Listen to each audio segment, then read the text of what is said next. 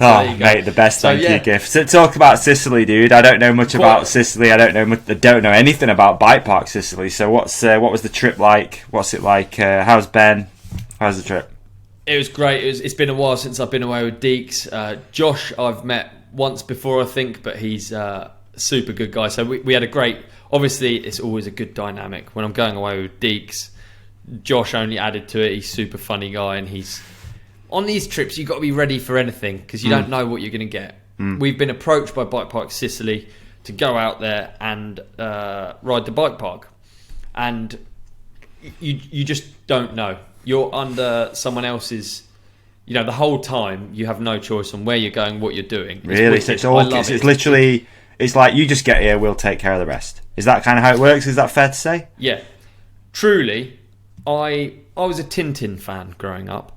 And on a lot of these trips, I think of myself... This isn't something I share, but I think of myself as mountain biking Tintin. Yeah. Oh, please, someone draw that. Yeah, and this trip was the most Tintin I've ever felt. I'm going to fast forward to the coolest moment of the trip for me. Oh, wait, just pause 1 sec.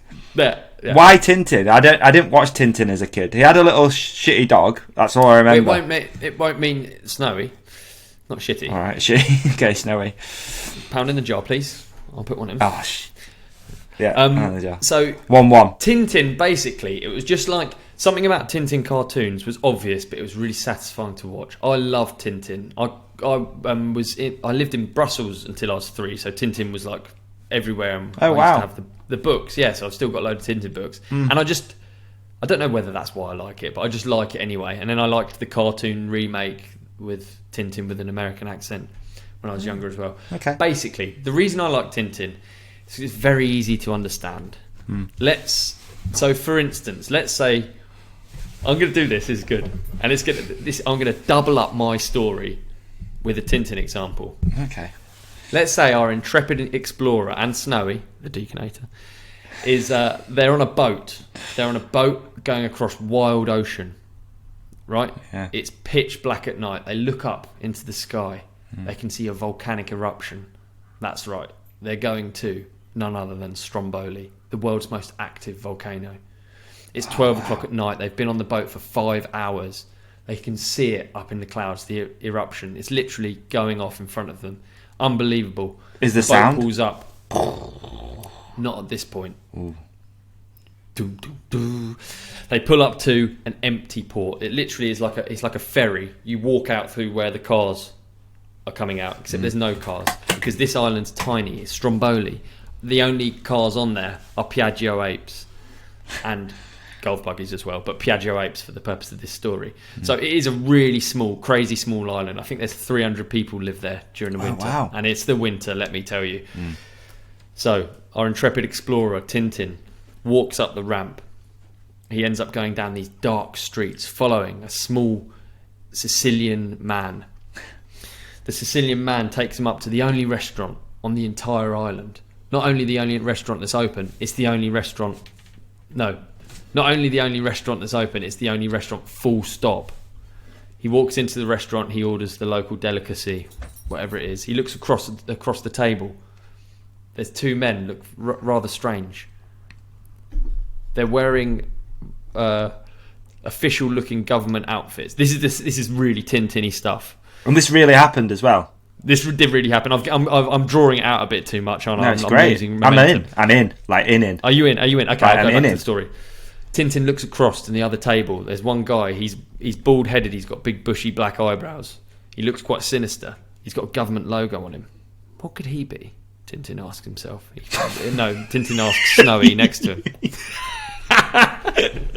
Anyway, right, so this really happened. It's literally at 12 o'clock at night.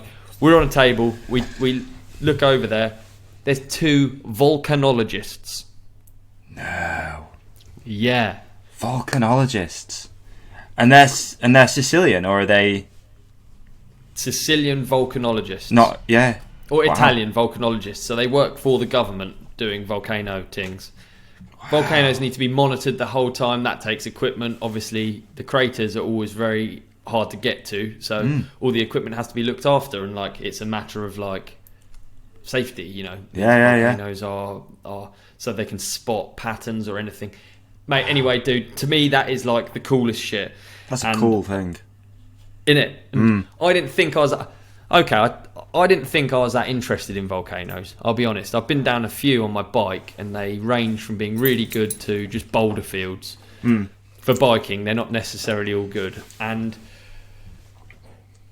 so I was excited about this one because it was active and because we'd seen it on the way in and I'd heard about it. But I wasn't like mind blown, and since I've become obsessed because it was such an amazing experience, and because we hiked up that next morning. Tintin. Yeah. God, that's confusing if I keep going between the two, but yeah. We hiked up with the volcanologists. We talked to them. They were up at 6 a.m. We hiked up with them. So obviously you know me because you went to the Formula One thing with me. I'm a punisher. I ask a lot of questions. I am in fact very annoying. You know what? You weren't that bad at the Red Bull thing. I didn't think so. I didn't think so, man. Annoying.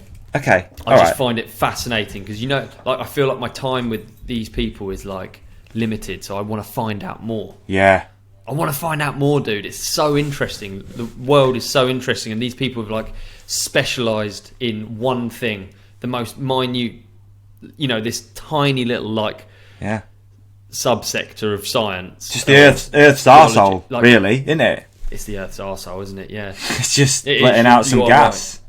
And this everyone's got to breathe. Particular arsehole had wind. So anyway, we climbed up to the top. It was amazing. We got to the very top, and we're literally above the crater, and you can hear like. Wow. Do you have when there's a storm on? You know, sorry, can I interrupt? I've got a few questions as we're progressing through the story with Tintin and Snowy. I've lost it, haven't I? Yeah. No. So you've met the volcanologist in the restaurant.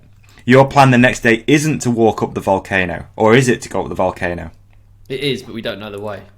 So you've got chatting to the volcanologists. They know the way. They know the way. They are the path finders. They carve the path at the volcano. So you said, can we just meet you at a certain rendezvous point? Snowy and Tintin, and then you're going to just go with them. I'm going to tell you the full story, all right? Yeah, the real story. Yeah, you're going to get the real story now. I wasn't going to do the real story, but this is the real story. I don't know if I should say it. You pay them? No, they said no one's allowed up the volcano. And we were like... Why? We were like... Well, we did... It was all in Italian. This was our guide. We were like, why can't we go? Why not?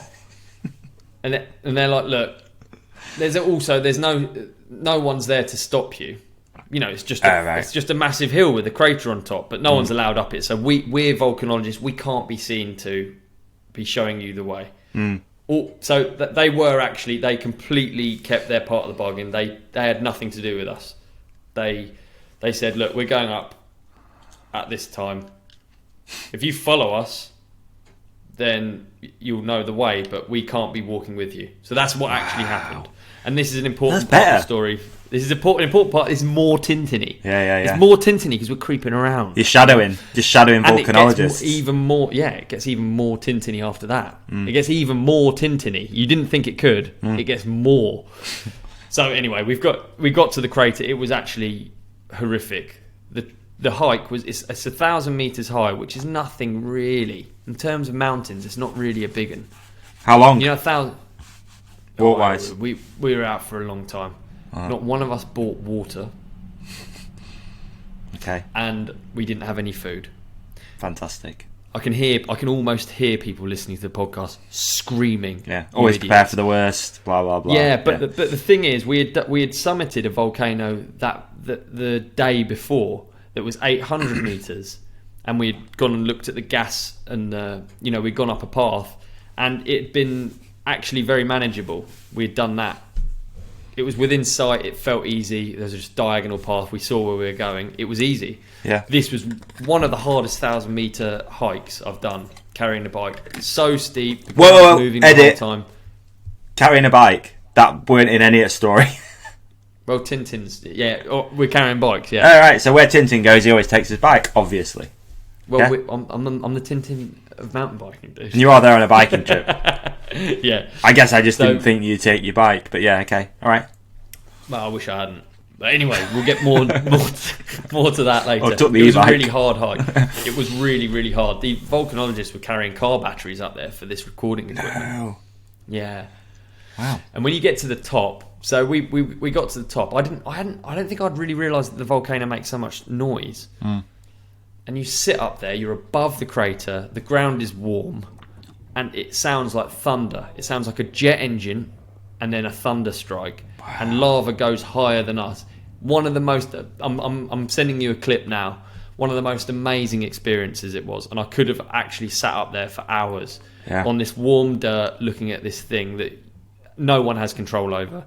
It's just doing it, innit? Yeah, and it's that feeling of sort of insignificance without sounding too cliched. It is. You look at a rough ocean, you look at a tornado, you see... helpless. Yeah, you just realise how pathetic you are. Yeah.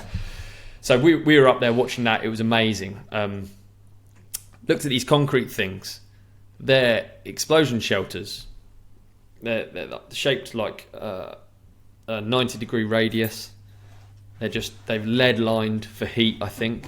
Like a shelters. War, like a, what do you call it, bunker almost. Yeah, like half a bunker facing the crater. So you see them dotted around. I think they're for the volcanologists to get to their equipment to work on. When there's a big eruption, they run to it and then the molten rock comes down.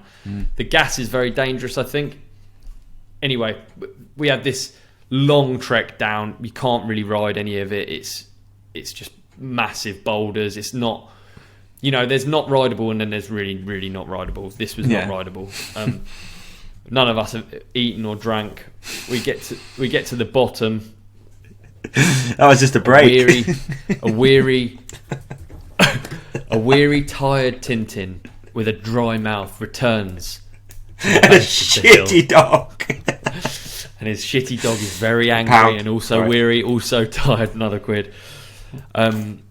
So me and Deeks and Josh return to the bottom. We're so thirsty, hungry, tired.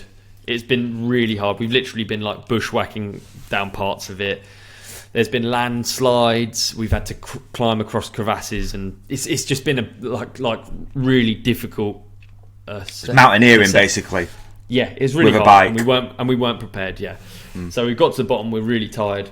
We have to pack our bikes up. We've got another ferry to catch. It's literally just like ferry here, ferry there. You're just travelling the whole time. We get to the port, and just like that, the police turn up. Wow. We've been reported. This is a twist in the story, isn't it? We've been reported. So I can't speak Italian. No. Snowy/Deeks, I don't think he's that good at Italian either. Josh, no. I don't think he. What is oi in Italian? Oi. So basically, we're having a conversation with a police officer who can't speak English. He shouldn't have to. He's on Stromboli in Italy. He doesn't need to. Shouldn't have to. So it's just not going anywhere. Our tour, Orazio, the owner of Bike Park Sicily, has to go and translate. It gets quite heated quite quickly. To me, all Italian looks quite heated. It looks like they're arguing non-stop. Yeah. But so they're holding the boat for us. The police aren't letting us on the boat. They want identification. We have to provide it after a really long, drawn-out sort of argument. And we've all been fined €500 each. We had to go to the police station on the mainland. Again, how Tintin is it? And then we get to the mainland. We have to find the police station through all the streets. We go in there. They're writing up reports. We've got this long bit of paper in Italian that explains what's happened and how we've violated. What's the charge? Going up the thing? Being on the volcano. It was out of bounds, but there were no signs, so there was no real way of knowing. We had been told, but we thought it was only to a certain height or whatever. So it was. So it sounds. No, I'm not going to say it. So who do you think threw under the bus? Was it volcanologists? No, they were sound as a pound. They were brilliant, and they were also sucker free. They didn't do anything wrong. We followed them up when they didn't. They said to us they can't take us up. Who do you think it was? They were completely.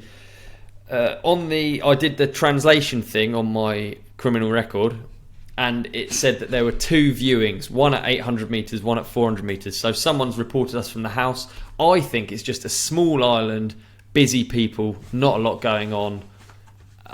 I don't know, but it's interesting, isn't it? What an adventure, man. What an adventure. There you go. Worth it? Worth 500 notes or not? 100%. The experience of being at the top of a volcano, and I can't tell you how cool it was.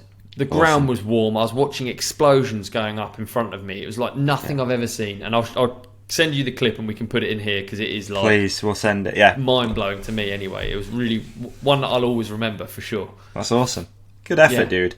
And did you enjoy this clip? If so, please like and subscribe. The full episode is available by hitting one of the links on the screen right now, or type The Ride Companion into your favourite podcast app. We've even put links in the show description for you. Cheers!